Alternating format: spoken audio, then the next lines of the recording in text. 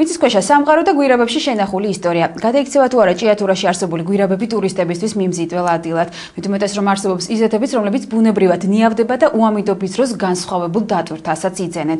იმერვიზიის ჟურნალისტები მადნის მოპოვების ტექნოლოგიაზე და გვირაბში არსებულ ცხოვრებაზე კი ამბობენ. სიუჟეტში ასევე ნახავთ რა გზა უნდა გაიაროთ გვირაბის ბოლომდე. მადნის მოპოვება ჭიათურაში წერაქვითა და ნიჩბით დაიწყო.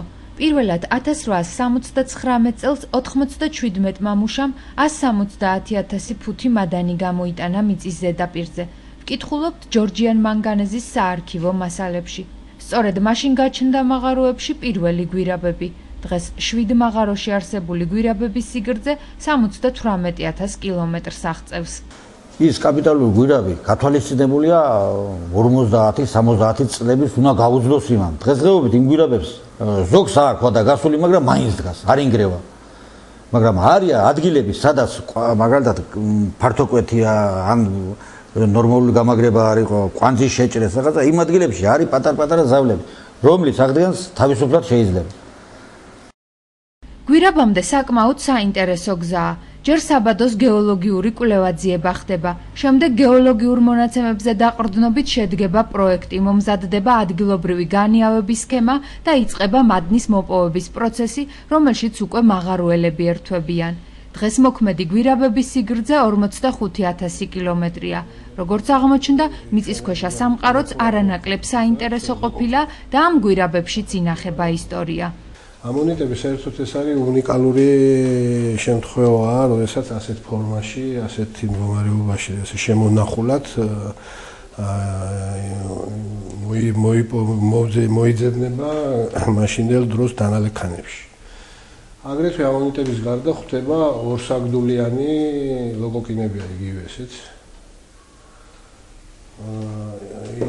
აგრეთვე ხდება ზვიგენის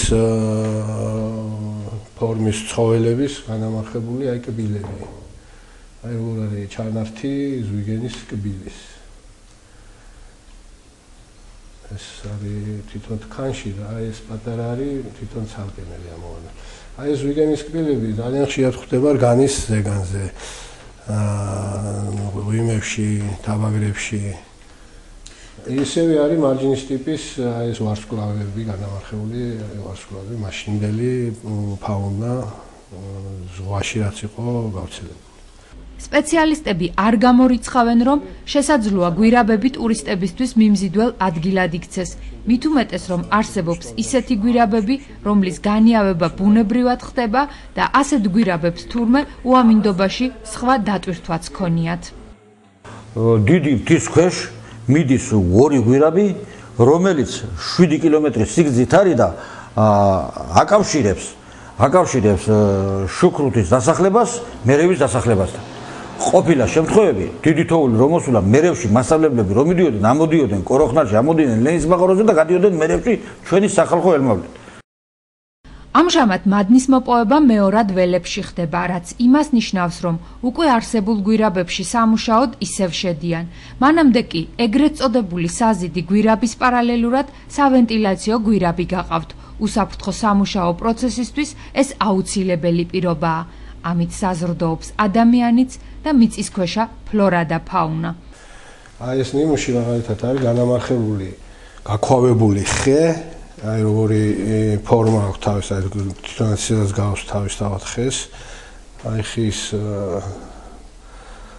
ღერო, რომელიც განამარხებულია და დღეს მუშაობის პროცესში ხვდებით ესეთ გამონამურებებში განამარხებული ტყის, ანუ ფოთლებია, ზოგან თვითონ ღეროებია, ხეების ტოტები და ასე შემდეგ.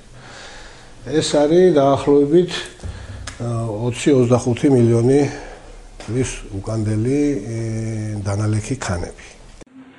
მაღაროს გვირაბში სოკოც იზრდება თურმე, თან განსაკუთრებით გემრიელი.